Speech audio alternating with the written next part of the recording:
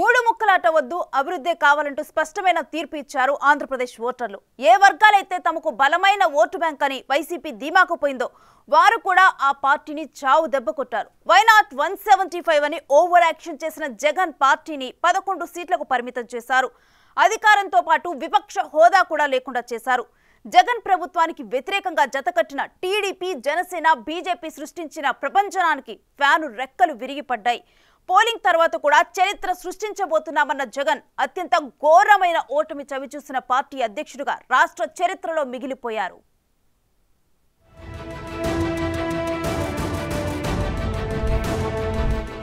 నిజంగా ఎన్నికలన్నీ కూడా బాగా జరుగుతాయి అన్న నమ్మకం రోజు రోజుకు కూడా సన్నగిల్లుతా ఉంది. కారణం ఏమిటి అంటే ఆన్గోయింగ్ పథకాలకు సంబంధించిన ఆన్గోయింగ్ స్కీమ్స్కి సంబంధించిన బటన్లు నొక్కిన సందర్భాలలో కూడా డబ్బులు కావాలని అక్కచెల్లెమ్మలకు పోకుండా ఆపుతా ఉన్నారు. ఇష్టానుసారంగా అధికారులందరినీ కూడా మార్చేస్తూ ఉన్నారు. రావాల్సిన మంచి ఏది కూడా ప్రజలకు జరగకుండా చేస్తూ ఉన్నారు. ఇన్ని కుట్రలు పన్నుతూ ఉన్నారు. కేవలం ఎందుకో కేవలం మంచి బీదలకు పేదలకు మంచి చేసే మీ జగన్ ఒక్కడు ఉండకుండా చేసేందుకు ఇన్ని కుట్రలు చేస్తా ఉన్నారు. గమనించమని అడుగుతా ఉన్నా. మే 6న జగన్ నోటి వెంట వచ్చిన మాటలివి. అప్పుడే వైసీపీ అధ్యక్షుడు జగన్ ముఖం మీద నవ్వు మాయమైంది. ప్రసంగాల్లో పదాలు తేడా కొట్టాయి. ఎన్నికలు ప్రశాంతంగా జరుగుతాయన్న నమ్మకం పోతుందని, అధికారులను ఇష్టానుసారం మార్చేస్తున్నారని తెగ ఫీల్ అయిపోయారు. సీన్ కట్ చేస్తే గత నెల 13న పోలింగ్ ముగిసింది. తనకు పెయిడ్ సలహాలిచ్చి గైడ్ చేసిన ఐపాక్ టీంని అభినందించడానికి వెళ్లిన జగన్ ఆ టీంతో సెల్ఫీలు దిగి 2019కి మించి చరిత్ర సృష్టించబోతున్నామని ఘనంగా ఇంగ్లీష్లో ప్రకటించారు.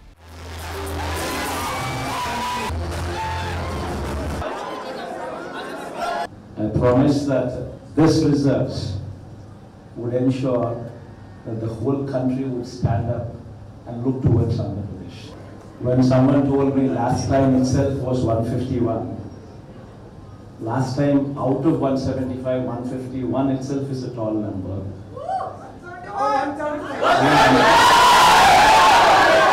When someone told me 22 out of 25 itself is a tall number. This time, we're going to beat that record. We will surpass 151, we will surpass 250. ఎన్నికలు సజావుగా జరుగుతాయో లేదో అని బేలగా వ్యాఖ్యానించిన జగన్ ముఖంలో కనిపించిన ఫీలింగ్సే చరిత్ర సృష్టిస్తామని చెప్పినప్పుడు కూడా కనిపించాయి. ముఖంలో ఎలాంటి ధీమా కనిపించకపోయినా మాటల్లో మాత్రం గాంభీర్యం ప్రదర్శించారు. ఇక ఎన్నికల ఫలితాల తరువాత మీడియా ముందుకొచ్చిన ఆయన ఇలాంటి ఫలితాలు ఊహించలేదని వాపోయారు. అక్క చెల్లెమ్మల ఓట్లు, అవ్వాతాతల ఓట్లు ఏమయ్యాయో తెలియటం లేదని దాదాపు ఏడ్చినంత పనిచేశారు.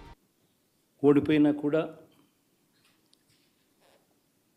నా ప్రతి కష్టంలో కూడా తోడుగా అండగా నిలబడిన నా ప్రతి నాయకుడికి, ప్రతి కార్యకర్తకు, ప్రతి వాలంటీర్కు, ప్రతి ఇంట్లో నుంచి వచ్చిన ప్రతి స్టార్ క్యాంపెయినర్గా నాకు తోడుగా నిలబడిన నా అక్క చెల్లెమ్మలకు, అన్నదమ్ములకు, మీ అందరికీ మనస్ఫూర్తిగా మీ అందరికీ కూడా కృతజ్ఞతలు తెలియజేస్తా ఉన్నాను. ఏం జరిగిందో తెలియదు కానీ ఏమి చేసినా ఎంత చేసినా ఇంకా 40% ఓటు బ్యాంకు మాత్రం తగ్గించలేకపోయారు. ఖచ్చితంగా మళ్ళీ ఇక్కడి నుంచి లేస్తాం. మళ్ళీ ఇక్కడి నుంచి గుండె ధైర్యంతో నిలబడి మళ్ళీ లేస్తాం. ప్రతిపక్షంలో ఉండడం కొత్త కాదు, పోరాటాలు చేయడం అంతకన్నా కొత్త కాదు. నా రాజకీయ జీవితం అంతా కూడా ప్రతిపక్షంలోనే గడిపా. ఈ 5 సంవత్సరాలు తప్ప పోరాటాలే చేశా. రాజకీయ జీవితంలో ఎవడు చూడని కష్టాలు కూడా అనుభవించా. ఇప్పుడు అంతకన్నా కష్టాలు ఏదైనా పెట్టినా కూడా సిద్ధంగా ఉన్నాం, సిద్ధంగా ఎదుర్కొంటాం. 5 ఏళ్ల క్రితం అసాధారణ మెజార్టీతో వైసీపీని అధికార పీఠంపై కూర్చోబెట్టిన ప్రజలే ఇప్పుడు ఆ పార్టీని అధపాతాళానికి తొక్కేశారు. టీడీపీ, జనసేన, బీజేపీ కూటమికి కనీవిని ఎరుగని విజయాన్ని కట్టబెట్టారు. మొత్తం 175 అసెంబ్లీ స్థానాలకు 164 సీట్లు, 25 లోక్సభ స్థానాల్లో 21 సీట్లు కూటమి కైవసం చేసుకుంది.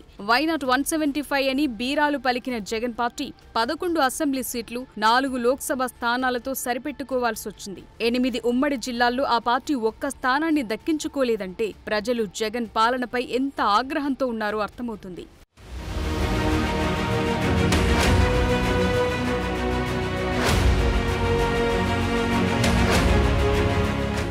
ఎన్టీఆర్ టీడీపీని స్థాపించి ప్రభంజనం సృష్టించినప్పుడు కూడా కాంగ్రెస్ అంత దయనీయంగా ఓడిపోలేదు. అప్పుడు 60 స్థానాలు దక్కించుకున్న కాంగ్రెస్ ప్రధాన ప్రతిపక్ష హోదా దక్కించుకుంది. 1989లో టీడీపీ ఓడిపోయినప్పుడు కూడా 74 స్థానాలతో ప్రధాన ప్రతిపక్షంగా నిలిచింది. 2004లో సైతం టీడీపీ 47 స్థానాలతో ప్రతిపక్ష హోదాను కాపాడుకుంది.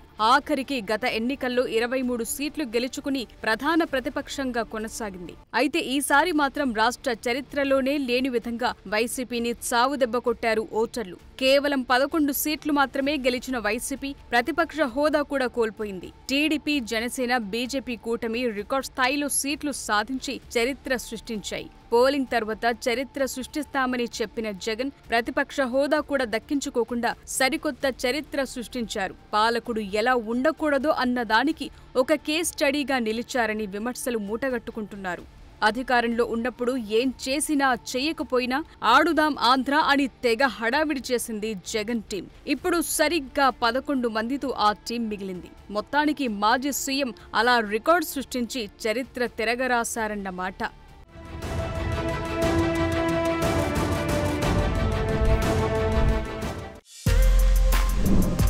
For more videos like this, subscribe Big TV channel.